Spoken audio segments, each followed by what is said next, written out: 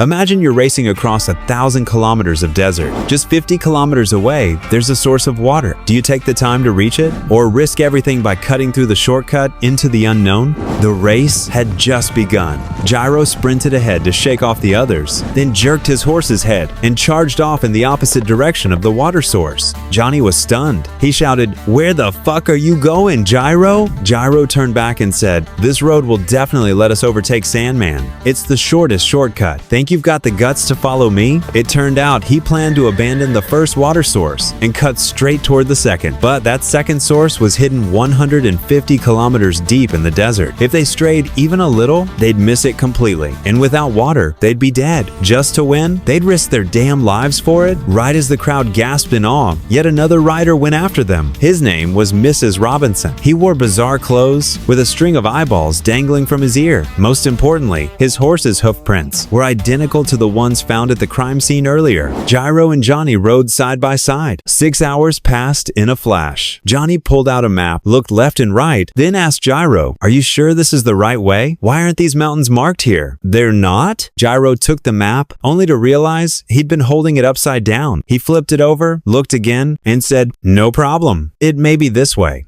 "Maybe?" Johnny exploded. "Are you fucking kidding me, maybe? If we get lost out here, we're both dead. Do you even know this desert at all? What's there to know? A desert's a desert. Don't worry. Keep riding and we'll find the water source eventually." "Eventually? You're leading me straight to my grave." Gyro hurried to change the subject. "Forget that. Did you practice the spin I taught you?" Just then, something shot past between them at incredible speed. They turned their heads. Far ahead, a rider was facing straight toward them. Before they could even make out his face, a streak of blood ran down Gyro's cheek. His ear had been pierced clean through, and before they could react, more strange objects flew their way. Their arms were cut open, blood pouring out. What the hell were these things? Could this be a stand attack? Gyro and Johnny were ambushed halfway, and the attacker could very well be the murderer from the first stage. Under the enemy's assault, the two hurriedly searched for cover, hiding behind the rocks, 100 meters apart. Just how was he attacking them? At that distance, even a rifle might not reach. Then Johnny noticed a cactus thorn was stuck in his wounded arm. Could it be that what was fired just now was actually a cactus spine? Johnny recalled a cactus called toya. Whenever an animal approached, it would fire its thorns at the target, making them spread its seeds. Thinking of this, Johnny spat toward the cactus behind the rock. Sure enough, the cactus shot a volley of spines at the spit. At the same time, that suspicious rider in the distance was galloping this way. So, was the attack just because they entered the cactus's territory? Or did that guy have some kind of power to control the Taya cactus? No use thinking here. After a quick discussion, they decided to rush through at full speed. They couldn't let him overtake them, but the moment they showed themselves, Johnny's reins were struck by a barrage of spines, snapping in two. More spines followed, flying straight toward their faces. Johnny was hit repeatedly,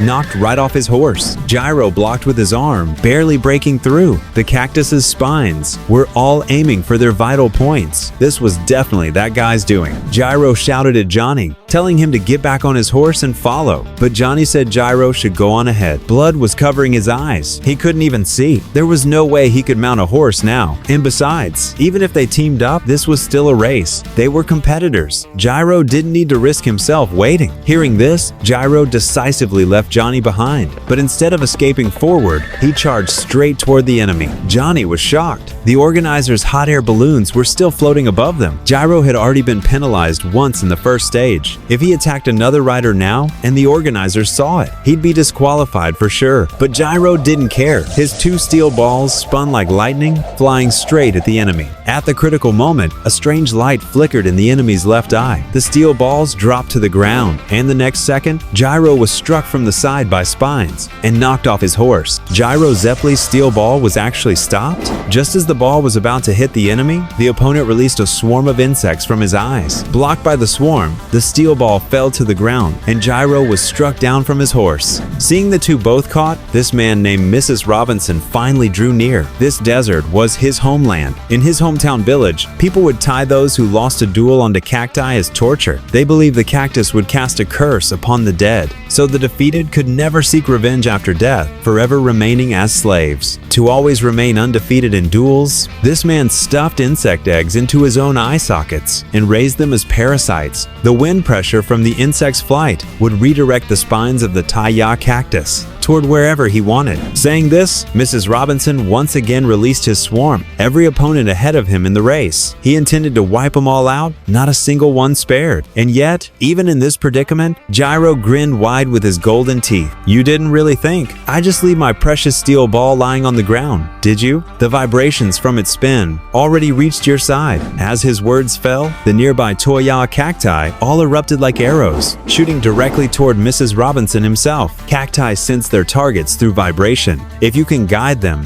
why can't I? Moments later, Mountain Tim, following the horse tracks, arrived at the site of the battle. After a close inspection, he discovered the killer's hoofprints were not left by Mrs. Robinson at all. His horseshoes didn't match, and the horseshoe with the missing piece had already left this place 30 minutes earlier. It seemed the true killer was someone else, and that person was trailing right behind Johnny and Gyro.